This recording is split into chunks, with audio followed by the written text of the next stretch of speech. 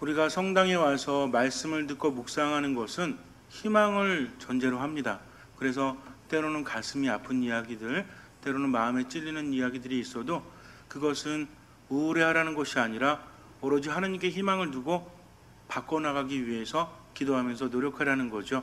그래서 어쨌든 성당에 오면 치유받고 성당에 오면 힘을 받아서 가야 돼요.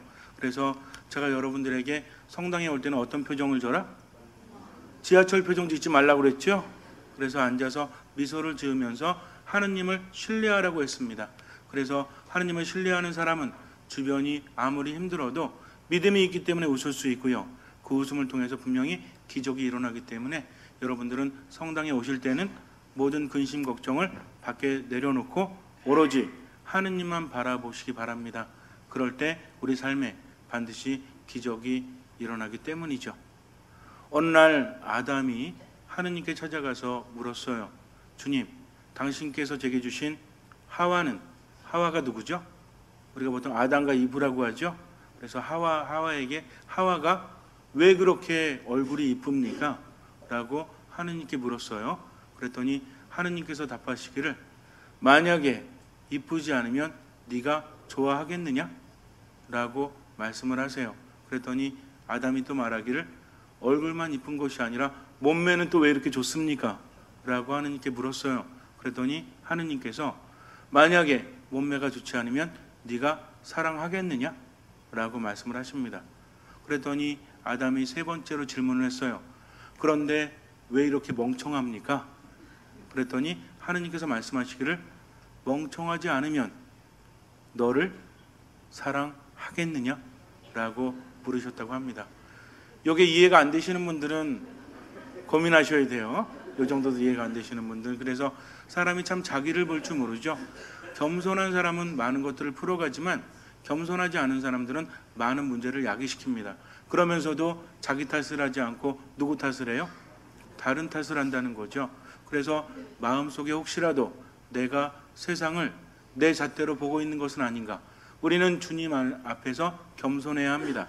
또 사람들 앞에서 겸손해야 한다는 거죠. 이 겸손이 바로 내 탓이오 하는 거지 자괴감에 빠지라는 게 아니에요. 우리가 내 탓이오 하는 것은 내가 그랬기 때문에 이렇게 됐다는 것을 깨닫고 하느님께 온전히 맡기는 데 목적이 있는 거지 그냥 자아 비판하는 게 아닙니다. 그러니까 가슴을 세게 두드리는 것이 아니라 마음을 두드리면서 정말 통회하면서 내 탓이오 해야 된다는 거죠. 미사 때 여러분들은 참회해줘라면서 우리가 소소한 죄를 지으면 고해성사 보지 않죠? 그리고 참회해줘를 통해서 하느님께 용서를 청하지 않습니까? 그러면 정말 가슴을 두드릴 때 내 탓이오 그러세요? 아니면 두드려야 되는 시간이니까 그냥 내 탓이오 이렇게 하지 않으십니까? 그래서 미사에 온전히 집중하면 많은 은총을 받을 수 있다는 거 잊지 마세요. 오늘은 기쁨을 나타내는 주일이기 때문에 제가 농담을 했는데 안 통하는군요. 정말 많은 분들이 아직도 무슨 심각한 얘기 하는지 알고 이렇게 쳐다보고 계세요. 요즘은 세상이 참 살기 힘들다고 합니다. 먹거리도 인간을 건강하게 하지 않고 많은 것들이 발달한 것 같지만 인간이 더 힘들대요. 아픈 사람이 더 많다고 하죠. 신체적으로 아픈 사람들, 정신적으로 아픈 사람들, 또 정서적, 감정적으로 아픈 사람들이 참 많다고 합니다. 세상은 좋아졌는데 왜 이렇게 아플까요? 그래서 전문가들이 조사를 해본 결과 이렇게 정의를 내렸다고 합니다. 현대인들이 이렇게 힘든 것은 불균형 때문이다. 어떤 불균형이냐면 신체적, 정신적, 정서적 불균형 때문에 이것을 버텨내지 못하고 그 안에서 뭔가 자꾸만 삐그덕거리니까 인간은 원래 안정을 추구하죠. 편안한 걸 좋아해요. 그래서 불안한 걸 싫어하지 않습니까? 그래서 우리가 어떤 사진을 보거나 그림을 보거나 음악을 들을 때도 균형이 있는 것, 안정감이 있는 것을 좋아하게 마련이라는 거죠. 그래서 황금 비율 이런 것도 있지 않습니까? 우리가 이쁘다고 하는 사람들 있죠? 잘생겼다고 하는 사람들 있죠? 그 사람들도 뭐래요? 안정감이 있는 얼굴이라고 하죠. 그래서 그 황금 비율이 있잖아요. 333 해가지고 그게 보기 좋기 때문에 이쁘고 아름답다고 하는데 제가 볼 때 여러분들은 다 황금 비율인 것 같아요. 그러니까 자부심을 갖고 그렇게 살아가시기 바랍니다. 음악을 들을 때도 처음 시작할 때하고 끝날 때는 대부분 1도로 끝나죠. 도미솔로 끝납니다. 왜냐하면 그래야만 마친다는 안정감이 있기 때문이죠. 만약에 좀 엉뚱한 음으로 끝나게 되면 왠지 편안하지 않아요. 물론 형식을 파기하는 경우도 있지만 대부분의 노래들이 우리 특히 옛날에 그 가요 들어보면 끝나는 부분이 비슷했죠. 빰빰빰빰빰 하면서 이렇게 맨 끝에 뭔가 끝난다는 거 알려주는 음이 딱 나오면 아 이제 노래가 끝나는구나 라고 하지 않습니까? 그러니까 인간은 근본적으로 인간은 본능적으로 편안한 것을 추구한다는 거죠. 그런데 균형이 깨져가면 불안하게 되죠. 불안하면 어때요? 에너지를 많이 소모하게 됩니다. 지금 세상이 왜 힘드냐면 할 게 너무 많아요. 성취하고 싶은 것들이 너무나 많습니다. 그런데 성취를 제대로 합니까 못합니까? 아 이렇게 해야 되겠다. 가족관계는 이렇게 해야 되겠고 내가 좀 성장하기 위해서는 일을 이렇게 해야 되겠고 이런 공부도 좀 해야 되겠다. 라는 바람들이 굉장히 많죠. 그런데 문제는 내가 성취하는 것과 내가 바라는 것이 차이가 있습니까 없습니까? 있다는 겁니다. 그러다 보니까 만족하지 못해요. 텔레비전을 통해서 수많은 정보를 통해서 우리가 많은 것들을 얻을 뿐만 아니라 점점 기대치가 높아간다는 거죠. 그래서 특히 자매님들은 어때요? 어떤 기대치를 가지면서 살아갑니까? 만약에 텔레비전이 없었다면 라디오만 있었다면 그런 걱정 안 했을 텐데 요즘에는 어때요? 날씬해져야 되죠? 그리고 이뻐져야 되죠? 그 주름 없어야 되죠? 그러니까 어때? 주름 생길까 봐 웃지도 못하고 그리고 뭐 어디 이렇게 운동할 때도 못 쓰고 해요. 이렇게 뭐 오리 같은 거 이렇게 있잖아요. 이렇게 쓰고 하고 운동을 하는 건지 아니면 태양을 피하는 건지 알 수가 없을 정도로. 왜 이렇게 됐습니까? 아는 것들이 많아지면서 점점 그런 것들을 추구하게 된다는 거죠. 근데 문제는 뭐야? 추구하지만 얻기가 쉬워요? 어려워요? 어렵다는 거죠. 그래서 우리 자매님들이 거울 볼 때는 이뻐 보여요? 안 이뻐 보여요? 본인이 볼 때. 내가 내 얼굴 보면 이뻐 보여요? 안 이뻐 보여요? 이뻐 보이면 그나마 다행인데 사람들은 대부분 특히 여자들은 그렇대요. 거울 속에 비친 내 모습은 더 뚱뚱해 보이고 더 못생겨 보인다고 합니다. 남자들은 반대래요. 거울 보면서 거울 속에 비친 내 모습이 잘생겨 보이고 멋져 보인다고 합니다. 이것도 착각인데 그런데 어쨌든 자꾸만 세상을 살면서 내가 바라는 대로 이루어지지 않으니까 자꾸만 뭔가 이뤄도 목마르게 된다는 거죠. 굶주리게 된다는 겁니다. 배고픔이 너무나 심해져요. 그래서 또 추구하지 않습니까? 그러나 이 목마름은 이 배고픔은 끊임없이 이어집니다. 그러니까 균형이 깨질 수밖에 없죠. 우리가 보통 몸의 균형이 깨질 때를 느끼면 감기가 올 때라고 하지 않습니까? 여러분 그런 느낌 아세요? 왠지 좀 으실으실하고 몸의 균형이 맞는 것 같지 않고 꼭 감기 올 것 같을 때 있죠. 이럴 때 조심하지 않으면 감기 확 오죠. 그럴 때 느끼는 게 균형입니까? 불균형입니까? 이게 불균형이라는 거죠. 근데 문제는 뭐냐면 신체적으로, 정신적으로, 정서적으로 각각 불균형도 있지만 합쳐지면서 또 불균형이 나타나기 때문에 인간은 스트레스를 받는다는 겁니다. 바라는 것과 내가 이루는 것이 점점 차이가 나기 때문에 그 안에서 스트레스를 받다 보니까 내 안에 스트레스의 부작용들 이런 것들이 생기는데 그런 것들이 파괴적인 충동 정서래요. 그러니까 어떤 사건을 통해서 스트레스적인 상황을 통해서 내 마음속에 무엇이 생기죠? 여러분 스트레스 받으면 마음에 뭐가 생겨요? 기쁨이 생깁니까? 너 스트레스 받아가지고 너무 행복해. 이런 사람은 없어요. 스트레스 받으니까 참죠. 처음부터 반응하는 사람은 별로 없어요. 처음에는 그래 그럴 수도 있지. 근데 이게 반복되니까 어때요? 쌓여가니까 내 안에서 어떤 에너지가 생겨납니까? 분노라는 에너지가, 미움이라는 에너지가, 때로는 시기와 질투라는 에너지, 그리고 슬픔이라는 에너지가 생겨나지 않습니까? 이런 부정적인 충동적인 에너지가 나를 힘들게 해야 아니면 힘들지 않게 해요? 힘들게 합니다. 슬퍼도 힘들어요. 아무것도 하지 못해요. 너무나 화가 나도 힘들지 않습니까? 이런 것들이 생성이 되다 보니까 원래는 왜 생겼다고요? 스트레스 때문에 생겼다고 했죠. 근데 이런 것들이 생겨나고 나서 보니까 그 다음에 스트레스가 내게 다가오면 더 크게 느껴질까요? 아니면 더 작게 느껴질까요? 더 크게 느껴지죠. 그러다 보니까 뻥뻥 터지지 않습니까? 이런 악순환이 반복되는 거죠. 거기에서 모든 병들이 생겨난다고 하지 않습니까? 물론 바이러스나 다른 원인에 의해서 생겨나는 병도 있지만 요즘에 보면 수많은 사람들의 면역력이 약해졌다. 그러니까 단순히 스트레스 때문에 병이 생겨난다는 것이 아니라 원래는 이 병을 이겨낼 수도 있는데 무엇 때문에? 면역력이 떨어지기 때문에. 면역력은 왜 떨어지죠? 환경적인 요소도 있지만 결국은 내가 받아들이지 못하고 자꾸만 거기에 넘어가기 때문에, 즉 무엇 때문이라고 그래요? 스트레스 때문이라고 하지 않습니까? 그래서 만병의 근원은 뭐다? 스트레스라고 우리가 말하고 있죠. 그래서 병을 치유받는 과정에서 의사 선생님들이 스트레스 받으라고 그래요? 아니면 스트레스 받지 말라고 그래요? 스트레스 받지 말라고 하지 않습니까? 그래서 스트레스라는 것이 얼마나 무서운지 우리는 알아요. 근데 미국에 있는 캘리포니아 대학에서 연구를 했다고 합니다. 사람들이 치료를 받음에 있어서 어떤 사람들이 치료가 빠르고 어떤 사람들이 면역력이 높아지나를 연구해 봤더니 인간의 정서하고 연관이 있대요. 그러니까 이런 마음을 가진 사람들은 아까 말씀드린 파괴적인 충동들이 점점 줄어간다고 합니다. 그러니까 뭐가 높아져요? 면역력이 높아지고요. 이런 충동들이 사라지고 긍정적인 정서들이 마음속에 생긴대요.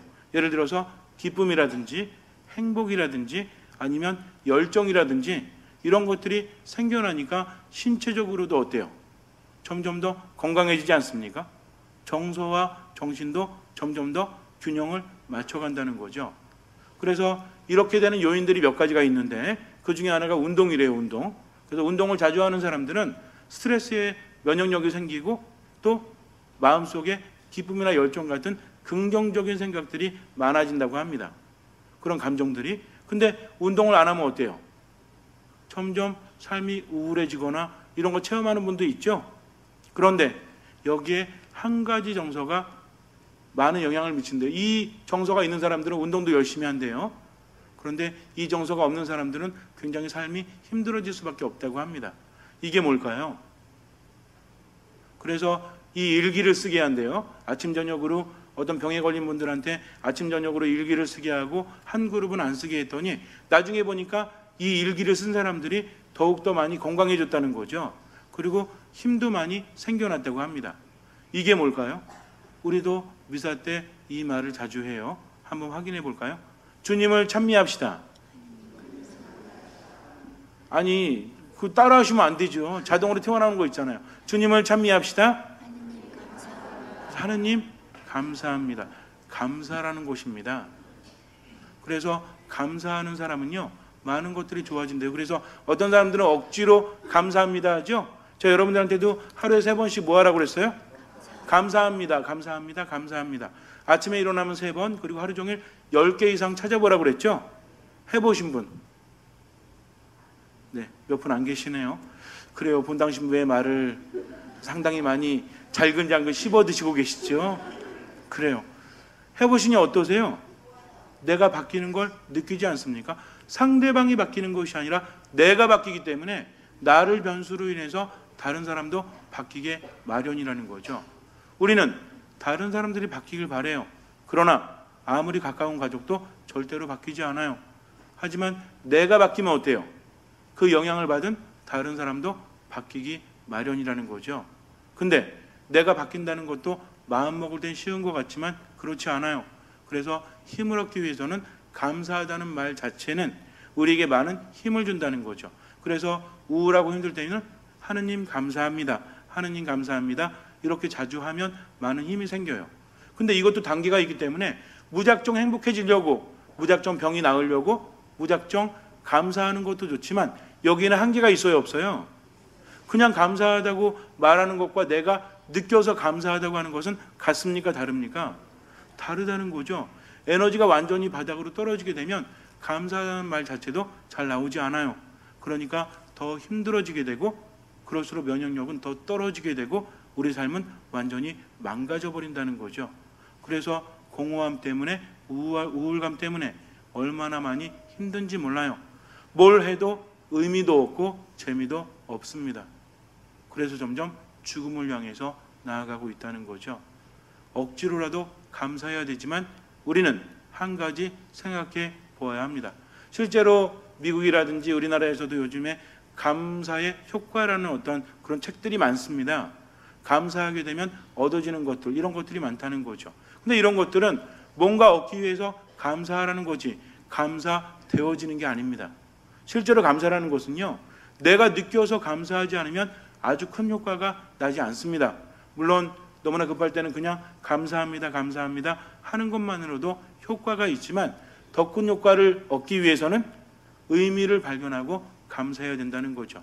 근데 가만히 보니까 내가 기도를 많이 하고 하느님 안에 머문다고 해도 내가 바라는 것들이 이루어지지 않을 때가 있죠.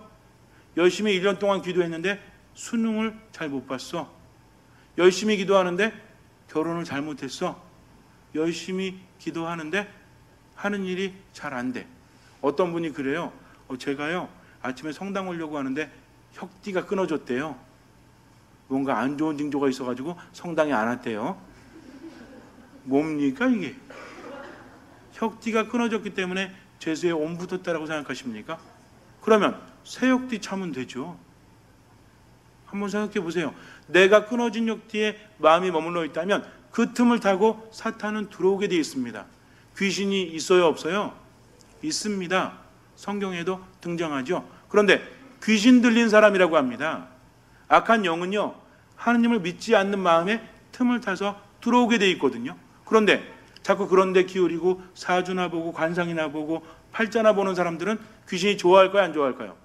당연히 좋아하죠. 왜? 붙으면 얻어먹을 것이 있기 때문에 그래요. 아침에 혁띠가 끊어졌다. 기분이 나쁠 수도 있죠. 그러나 그때는 어때요? 감사합니다.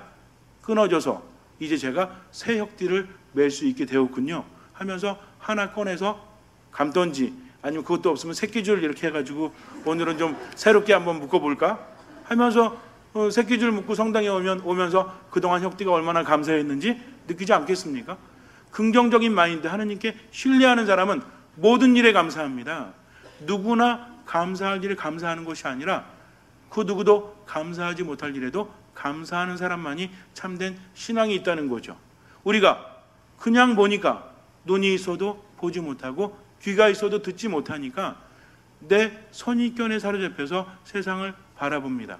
하느님께서 만드신 세상인데 하느님의 눈으로 바라보지 않고 내 눈으로 보니까 어떤 농부가 굉장히 불평이 많았대요. 그래가지고 아침에 일어나가지고 일터로 나가면서도 투덜투덜 많은 사람들이 피했다고 합니다. 그런데 어느 날 이 사람이 일을 나가는데 가만히 보니까 호박 넝쿨 있죠? 이게 보이는데 거기 호박이 열려 있어요. 그럼 보통 호박 넝쿨에 호박이 열려 있으면 우리가 보면서 뭐라 그래요? 못생겼다, 못생겼다?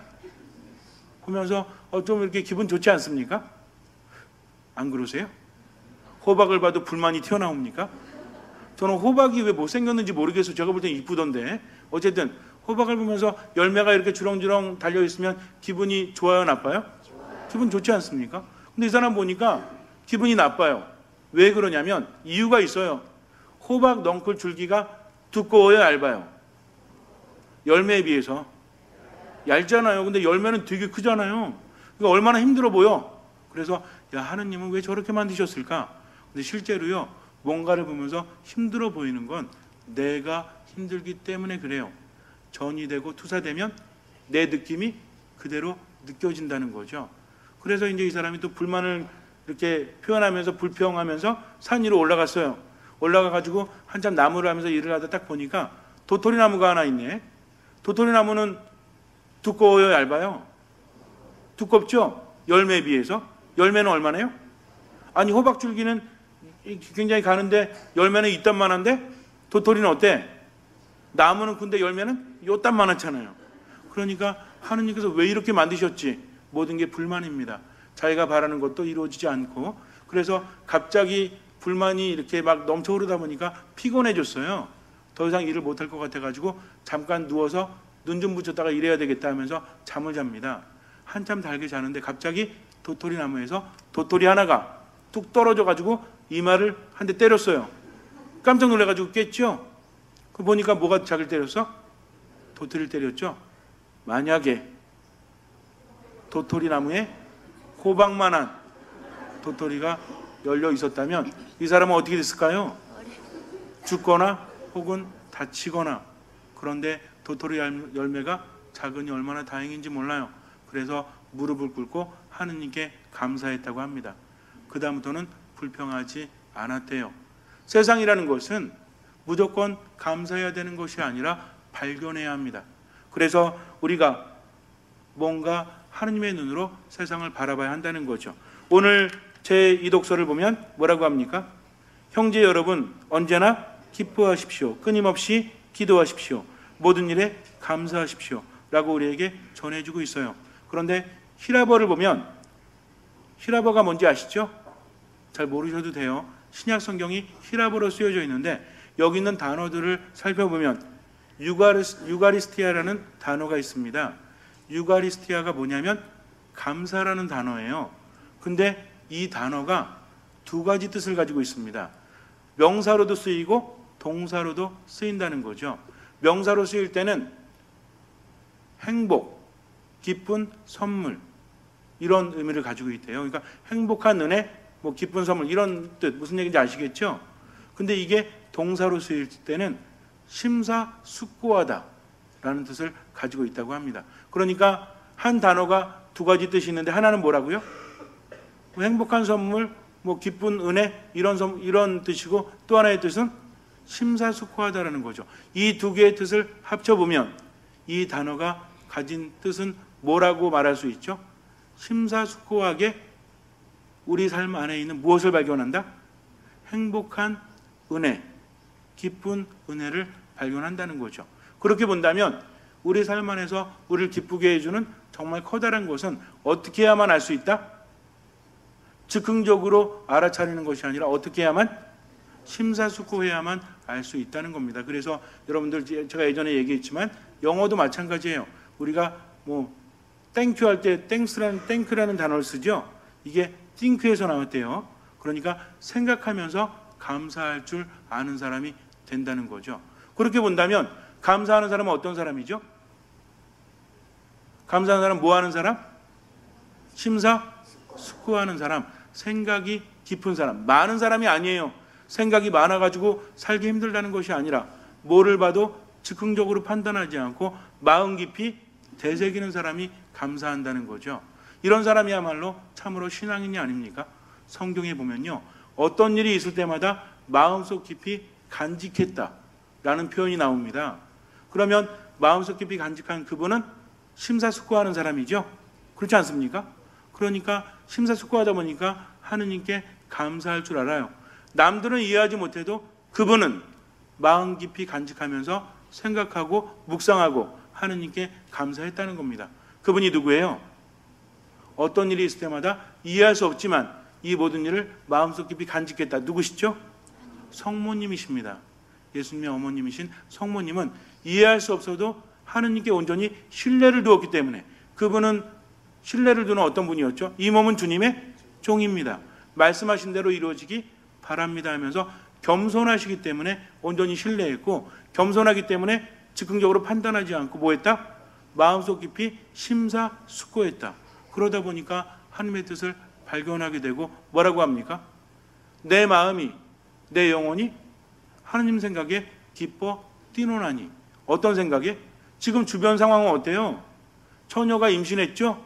맞아 죽을 상황이에요. 그러나 마음이 어떻대? 기뻐 뛰는데요. 왜? 아니, 한번 생각해 보세요. 지금 결혼도 안 했는데 임신했어. 그래가지고 그때 임신하면 어떻게 하면 돼요? 돌에 맞아 죽으면 되지. 그러니까 얼마나 힘든 상황이겠어요? 누구에게 말도 못하고. 근데 마음속에 뭔가 부정적인, 파괴적인 그런 정서가 가득 찬 게 아니라 오히려 뭐라 그러세요? 내 마음이 기뻐 뛰논다고 합니다. 왜 그럴까요? 성모님께서 갑자기 이상해지셔가지고 너무 충격이 커서? 그것이 아니라 누구 생각에? 하느님 생각에 마음이 기뻐 뛰논다는 겁니다. 하느님께는 불가능함이 없기 때문에. 현실을 본다면 너무너무 힘들지만 모든 것을 하느님께 맡겼기 때문에 걱정할 필요 있어요, 없어요? 없다는 겁니다. 예수님 뭐라고 하십니까? 예수님을 믿는 사람들에게 내일 일은 내일이 하도록, 내일 걱정은 내일이 하도록 맡겨라. 그리고 오늘 걱정만으로 충분하다. 더 이상 뭐 하지 마라? 걱정하지 말라고 하십니다. 그분이 걱정하지 말라고 했으니까 우리는 뭐 하면 돼요? 걱정하지 않는 거죠. 왜? 내가 잘나서가 아니라 그분을 신뢰하기 때문입니다. 그렇다면 우리 삶 한가운데서 기적을 일으키시는 분은 누구시다? 하느님이시다. 그런데 그런 하느님이 뭘 바라신다? 우리 주 예수 그리스도 안에서 우리에게 무엇을 바라십니까? 이게 중요하다는 거죠. 오늘 제2독서를 보세요. 다 펴보세요. 매일미사. 제2독서 사도 바울의 테살로니가 1서 말씀이죠. 형제 여러분, 언제나 기뻐하십시오. 끊임없이 기도하십시오. 모든 일에 감사하십시오. 이것이 그리스도 예수님 안에서 살아가는 여러분에게 바라시는 누구의 뜻입니다? 하느님의 뜻이기 때문입니다. 내 삶이 누가 봐도 가진 것이 넉넉하고 남부럽게 살아서 감사하는 것이 아니라 왜 감사합니까? 그것이 우리에게 바라시는 하느님의 뜻이기 때문에 하느님께 믿음을 두고 노력하는 사람, 남들은 그러지 않아도 나만을 믿고 너희들이 내 안에 머물고 내가 너희에게 말한 대로 기뻐하고 기도하고 늘 감사한다면 나는 그것을 봐서 너의 삶에 기적을 일으켜 주겠다. 그래서 늘 말씀드리지만 기적은 하느님께로부터 오지만 이 기적을 가능하게 하는 것은 무엇이다? 우리들의 믿음이라고 했습니다. 믿음은 무엇입니까? 겸손이죠. 온전히 받아들이는 거예요. 내가 볼 땐 말이 안 된다고 할지라도 누구의 말씀이라면? 하느님의 말씀이라면 온전히 믿고 겸손하게 그분을 따르는 겁니다. 그러니까 믿음을 둔 사람은 즉흥적으로 판단하면 돼요, 안 돼요? 열심히 기도했는데 수능 떨어졌어. 이런 제길 안 다녀. 이런 사람은 믿음이 없는 거예요. 그러나 하느님께 모든 것을 맡기는 사람은 나아지지 않습니까? 가끔 이런 생각을 합니다. 신앙을 차치하고라도 신앙적으로 생각하지 않더라도 어떤 사람이 큰일을 겪었어요. 그래가지고 뭐 이런 게 다 있지 하면서 자포자기하면서 부정적인 충동만 키워간다면 이 사람은 앞으로 희망이 있어요, 없어요? 없지 않습니까? 우리가 가지고 있는 부정적인 충동, 부정적인 정서라는 것은 미래를 향한 겁니까? 아니면 과거에 대한 겁니까? 미래를 향한 거예요? 우리 안에 이게 왜 생겼죠? 상처라는 것은 앞으로 생길 상처예요? 아니면 지난 상처예요? 혹시 여러분들 누구 사귀면서 앞으로 내가 버림받으면 상처받겠지? 하면서 지금부터 힘들어 하십니까?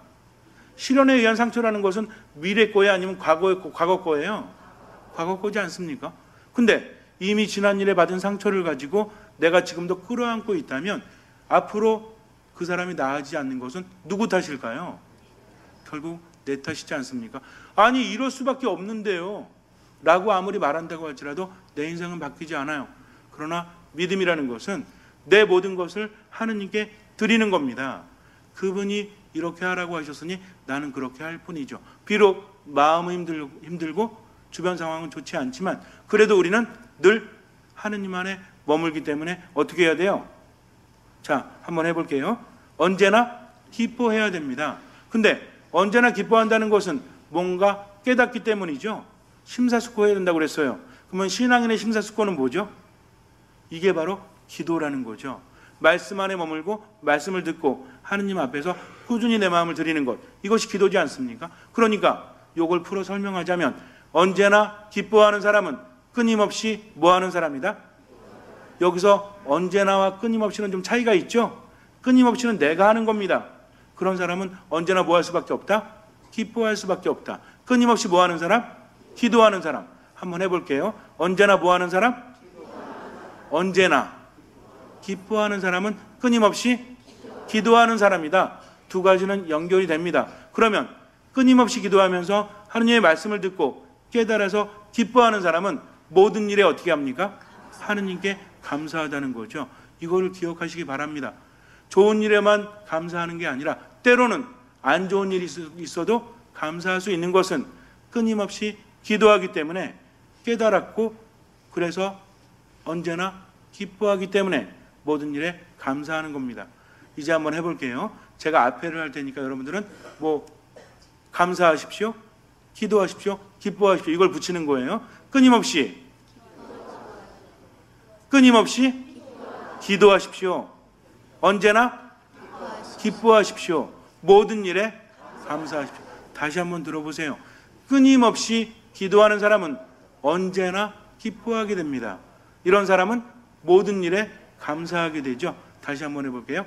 끊임없이 기도하십시오. 십시오 붙이세요. 반말하지 마시고. 다시 할게요. 끊임없이 언제나 모든 일에 아직도 헷갈려. 끊임없이 기도하는 사람, 심사숙고하는 사람은 언제나 기뻐하게 되죠. 이런 사람은 모든 일에 감사하게 되고 인생이 바뀝니다. 다시 할게요. 언제나 아직도 헷갈려. 아직도 헷갈려. 자, 끊임없이 기도하는 사람, 언제나 기뻐하는 사람, 모든 일에 감사하는 사람. 다시 해볼게요. 기적이 일어나길 기대합니다. 자, 끊임없이 언제나 모든 일에 기적이 일어났어요. 기적이 일어났어요. 여러분들이 모두 했습니다. 그러나 이제는 아셨으면 삶 안으로 실천해야 됩니다. 왜 힘들어 하십니까? 이제는 내려놓으세요. 나만 힘든 거 아니잖아요. 마음은 그게 아닌데 내가 힘들다 보니까 주변에 정말 사랑하는 사람들에게 상처 주지 않습니까? 이런 악순환은 이제 멈춰야 되지 않습니까? 뭐가 그렇게 힘드십니까? 어쩌면 내가 나를 힘들게 하는 것은 아닙니까? 그러니까 이제는 모든 것을 내려놔야 돼요. 부정적인 정서가 느껴지면 멈추십시오. 부정적인 정서 뭐라고 그랬죠? 대표적인 게 분노, 미움, 시기, 질투, 그리고 슬픔, 우울감, 이런 것들이 느껴질 때 뭐 해야 돼요? 멈춰야 되죠? 뭐 해야 돼요? 끊임없이 기도해야 됩니다. 말씀 안에 머무십시오. 그리고 뭔가 깨달았다면 언제나 기뻐하십시오. 그리고 모든 일에 감사하십시오. 혹시라도 성당에 오다가 넘어져가지고 치마가 찢어지잖아요. 이런 제길 이러지 마시고 하느님 감사합니다. 왜? 내 살이 찢어지지 않고 이제 쇼핑을 하게 되었으니 하느님 감사합니다. 라면서 생각하면 얼마나 좋은지 몰라요. 이렇게 사는 사람은 하느님께서 바라시기 때문에 감사하죠. 근데 이렇게 하라고 그랬다고 기도도 안 하고 그냥 감사한다고만 연발하면 될까요? 안 될까요? 이거 오래가지 못해요. 그러니 언제나 기도 안에 머물러야 합니다. 아시겠죠? 그렇게 살아가시면 나머지는 누가 알아서 해주신다? 이게 신앙인 거죠. 자기는 안 바뀌려고 하면서 그냥 기도만 3시간 했다? 기도만 3시간 하면 하느님 뭐만 하시는지 알아요? 들어만 주십니다. 아무것도 안 하세요. 그런데 정말 신앙이 있는 사람은 뭐 하는 사람? 열매를 맺는 사람. 그럼 가만히 보세요. 마지막 질문입니다. 언제나? 또 까먹으셨네. 언제나? 기뻐하는 사람. 끊임없이 모든 일에 감사하는 사람은 자기가 가진 것이 없다고 느낄지라도 베풀겠습니까? 아니면 내가 조금밖에 못 가졌으니까 더 움켜잡겠습니까?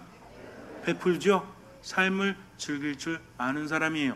그러니까 이 모든 것은 사랑이라는 열매로, 자선이라는 열매로 이어집니다. 오늘은 자선주일이에요. 여러분들 이제 성탄이 얼마 안 남았는데 그냥 아무 생각 없이 지내지 마시고 하루에 3가지씩 뭐 해라? 선행을 하십시오. 물론 3번 감사하고 계속 감사하면서 기도하는 사람은 하루에 3가지씩 선행을 하게 되고 이 선행들이 모여서 기쁜 성탄을 맞이하게 되고 우리 마지막을 정말 은총으로 채워줍니다. 근데 시간 없다고 여유 안 된다고 이거 안 하면요 마지막이 아주 힘들어질 수밖에 없어요. 그러니까 저하고 약속하시는 거예요. 기도는 물론 해야 됩니다. 그리고 아침에 일어나면 몇 번 감사? 3번 감사합니다. 무조건 하십시오. 그리고 하루 살아가면서 감사하는 거 여러분들 몫이고요. 그 다음에 하루 3가지씩 성탄 때까지만이라도 뭐 한다? 선행을 베푼다. 작은 것이지만 무조건 선행을 베푸십시오. 그러면 하느님께서 분명히 나와 함께 하십니다. 잠시 눈을 감으세요. 상처, 고통, 괴로움 이런 것들 과거의 것이에요. 더 이상 묶여있지 마십시오. 용서하지 못하면요 용서하지 못하는 사람이 더 괴롭습니다. 그러나 하느님께 온전히 맡기고 끊임없이 기도하는 사람은 언제나 기쁨을 발견하게 됩니다. 그리고 모든 일에 진심으로 감사하게 되죠. 잊지 마세요. 하느님께 온전히 맡기고 그렇게 살도록 하십시오. 주님께서는 그 믿음을 보시고 우리 삶에 놀라운